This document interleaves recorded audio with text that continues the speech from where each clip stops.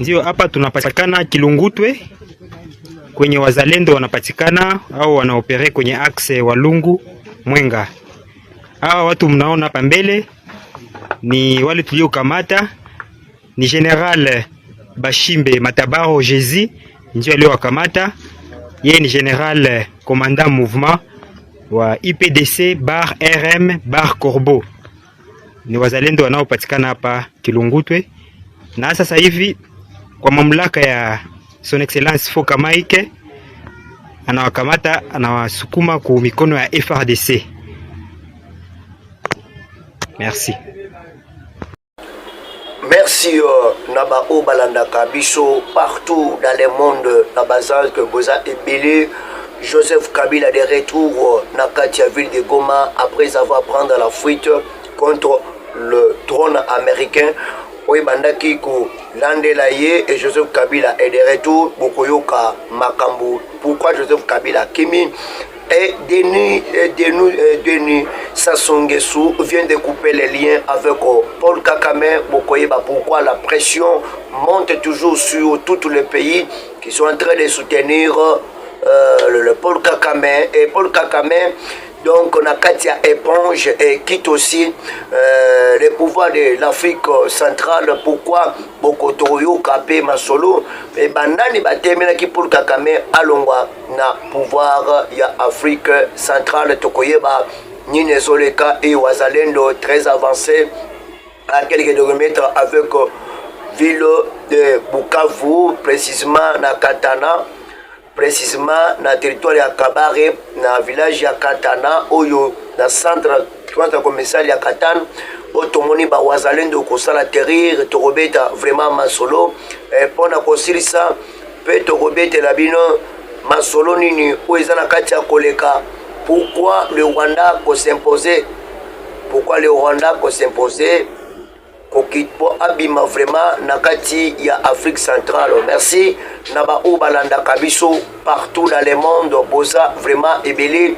Nabanzo que le lot ezali le 9 ezali vraiment le 9 juin 2025, c'est précisément lundi. Auto souhaité bino bon début de la semaine au batunyo surtout bana posa ya koyeba manaka mboka na biso. Alors ba Obalanda Kabiso tokosenga bo partager, like émission, tuka commentaire na ba idée na yo, na ba conseil na yo, ikosala bien partager émission, like émission, yo muto s'abonner mais quand un peu ko s'abonner parce que les ali chaîne où ils allaient la mobilisation pour la jeunesse tous dans la vigilance, tout dénoncer, tout démasquer ma fausse information et puis tout est bana ko soutenir la diplomatie ya Mokonza Mboka ainsi que notre forces armées congolaises avec le Wazalendo, sans oublier être vigilant contre les ennemis qui faisaient terrir dans notre pays.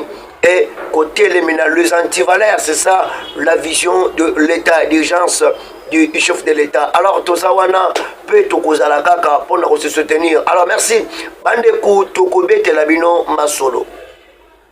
Joseph Kabila azalaki en fuite dans la ville de Goma. Pourquoi Joseph Kabila kimaki na la ville de Goma?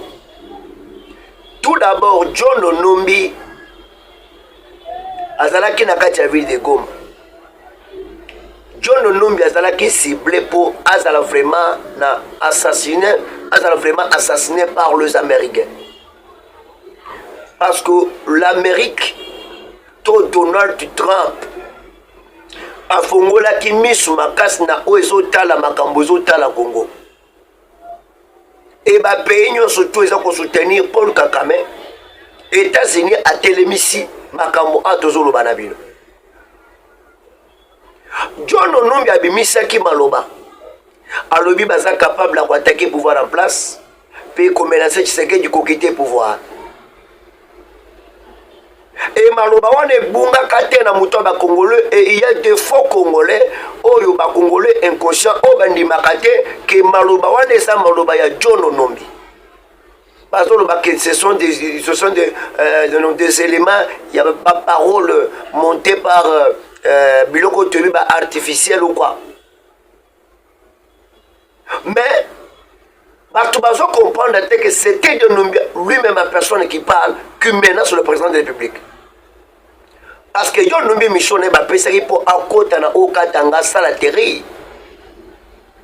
Bravo na Fachi parce que betaki diplomatie qui toka kozwa Edi Kapend kocha wana et Bolanda qui réponse à Edi Kapend à répondre à John Numbi. Et puis si John Numbi que vous n'avez aucun droit ya kokota kana mabele ote et ce qui boit mibali bokota bokokuta ngai le commandant la 33e région na kosala wana pour neutraliser bino. Et il faut avoir des généraux au bazali koyoka munguna stale déclaration bango ba répliquer. Oui. Oui. Voyons voir même Johnny Lugonga Chama. Un homme à féliciter. Un homme qui aime son pays. Ce qu'à mon élo comme ça pour manifester pour la montée pour ça que mboko ko na piège et annonce atika kate. Alors Joseph Kabila Kimaki balandela qui est un nouveau nyoso parce que place États-Unis a yebi kazana intérêt à courir kotika te un individu abanda ko sala terri parce que pour ça na bango fallait ba mener trouble pour accord wana simbate ba luka insécurité makasi partout. Voilà même à rencontre il y a Martin Foyoul. Il y a les gens qui disaient, oh, Martin Foyoulou, chef de l'État, pour la prochaine poste, deuxième des choses, pourquoi à Kékouébi Fachi, pour Andi Makaka, Basenko. Toyambi, oh, Martin Foyoulou, il n'y a pas de problème. Mais le Senko que vous voyez, c'est un cadeau empoisonné dans Maboko Fachi. Parce que Basa Bato Batamboli, Balien n'a pas ennemi en Mboka. Bamalanga wana tangu bayaka na ba délégation ya ba église catholique ba tambongo o tangu bayaka o ba bomana mundelo wana zalaki na o ba zongisi na États-Unis na mwana na Christian Malanga pasamu to ba bengaka ki azale secrétaire général et azale secrétaire délégué ya église catholique ya Vatican. Nous avons moko ya ba criminel au bayaki pour batala comment on peut rentrer na kati ya palais de la nation. Et na kati ya palais de la nation. Et l'autre doit compter la makam. Doit comprendre que Senko c'est un cadeau empoisonné pour notre pays, même pour le président de la République.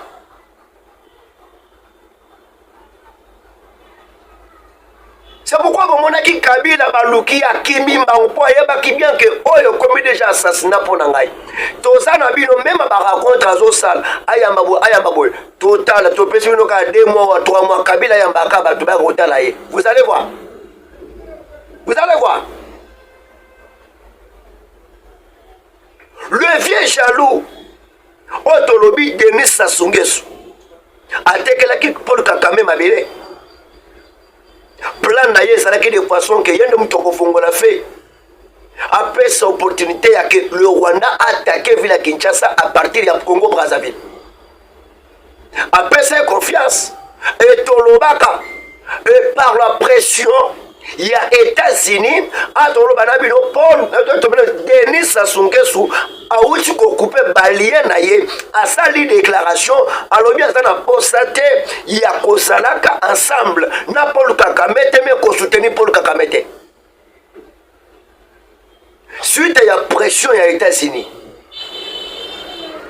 États-Unis ont bêta partout. États-Unis ont neutralisé partout. Nani mutu azana makori ya kotema na États-Unis. Dernièrement, je suis un médecin français. Oh, babandaki koluka kosala terre na kati ya Gombe.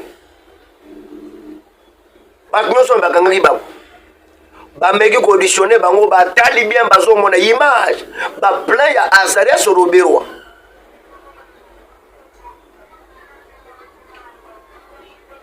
C'est pourquoi si on a batouan ndenge bazokendela. Basa déjà kosuka mais toko landaka bangote parce que tu es bien que na minito ba makenga na babisi moi mat moto eza kopé na kati na bango n'aura plus l'avancement na kati ya parti na bango. yango toyebisaki bino ke match ekomi elengi. Lelo Sassou Nguesso azali ko se relever, azali ko se soulever, kolobake non, ninga ine naza boye, naza na posa te, na travail na Paul Kagame, mais azali ki wab. Et quand au jeune Sassou Nguesso azali ko se relever, ko se révolter contre Paul Kagame, à comprendre que frappe à makasi. Osakanaka. Ah, bon s'abonner, bon like émission s'il vous plaît. Partagez l'émission, émission, tu as commentaire na yo.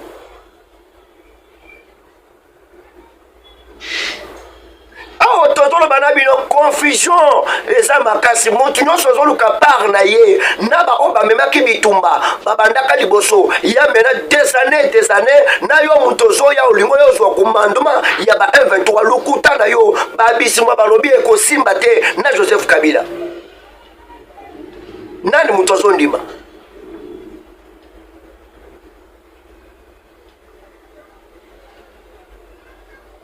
Bazalen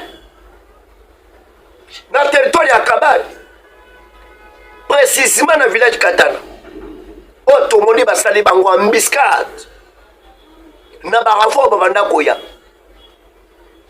Boka susu ke hoteli depuis basoir renfort bayaka ya 1500. Et ça la panique na ba peuple congolais na Bukavu au École national ne bise bino ke bolanda biloko wana te.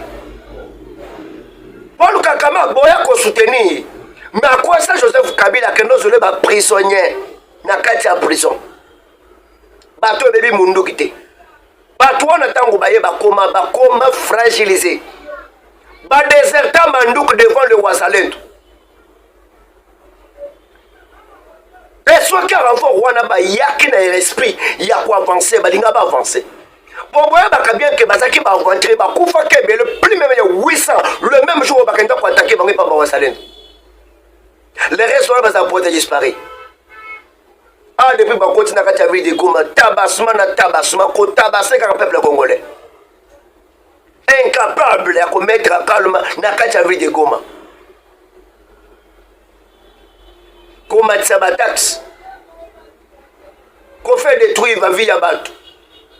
Mbongo bayiba na bamitu na biso ke naza pena songi kashi nkangola mujina ya tatwa jibina mujina tongo balokota na kata kosakana ebunga kana kata kosakana biloko ba peuple congolais bozwa ngo bokenda nango bovirango ekenda na kata Rwanda Paul Kagame pa lié ana milito mbongo boluka obo banda kosangisa po bomba bo financer ba militaire na bino ba M23 bazala ka lisusu te même baza rumanga tolo bana bino kuna ebele basi bakimi ba mikoteli bazam bakomi ko baluka musu bakomi ko lokota kota bango basi bakofi tusu balokota lokota bango baza kokonda bakume mikuwa mbongo balaka bango bapesa bango sute yango ba militaire rwandais bakomi mutu so komi ko luka davi wa komi ko lite po ye bakaka ville alongoli tenetika na civil po luka vie na ye botala te po bomoni bayebo basali boy c'est dit mensonge biloko wana basi ba limité ya lokola batu bazaki na kisi moko basala kombo mais atolo ba kombo etikala mais ko bangeza sute parce que force na bango eza suele côté bazalendo ba beti bango na katana basali bango attaque surprise basi banda avec une grande attaque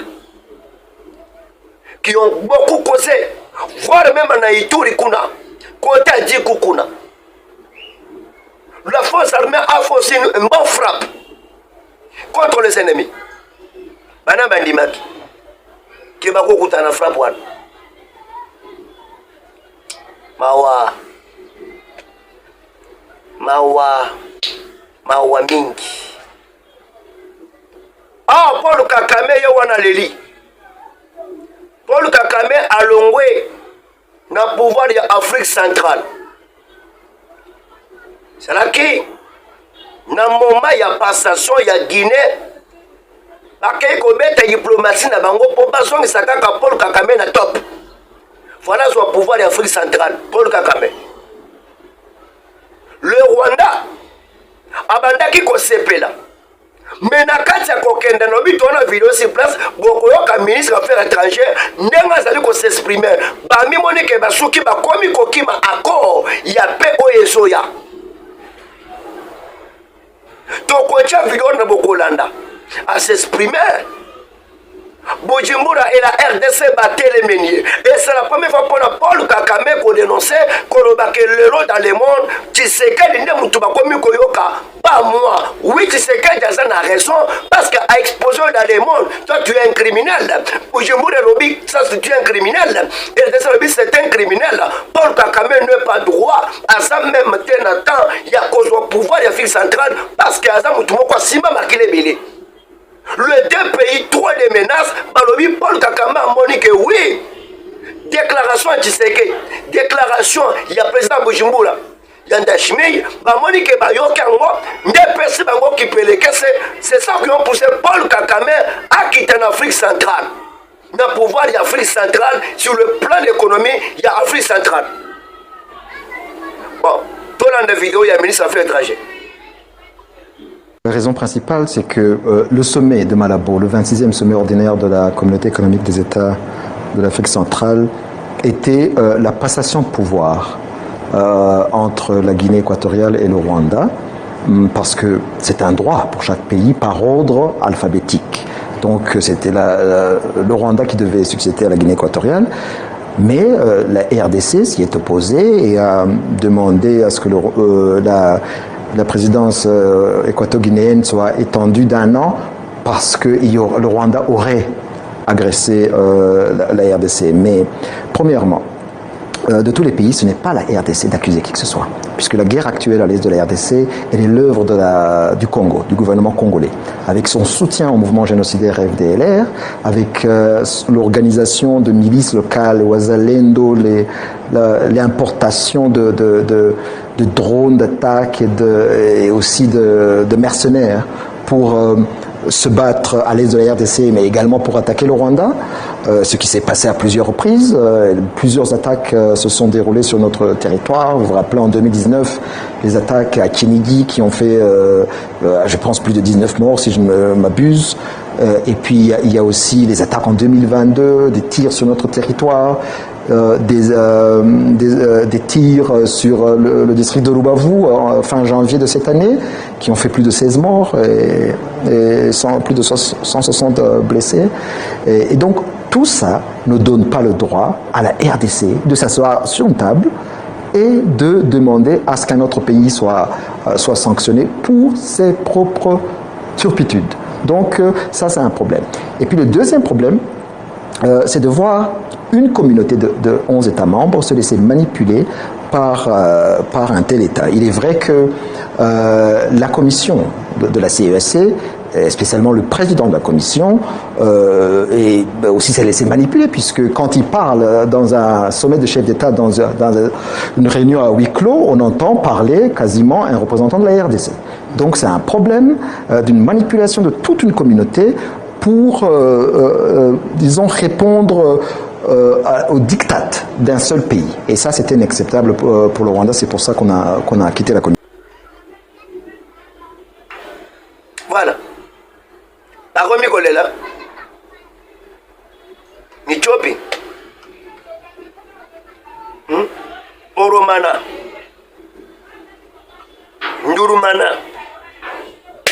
Bokomi kala tosima boye mabe. Nanu bolelite. Nanu bosukite.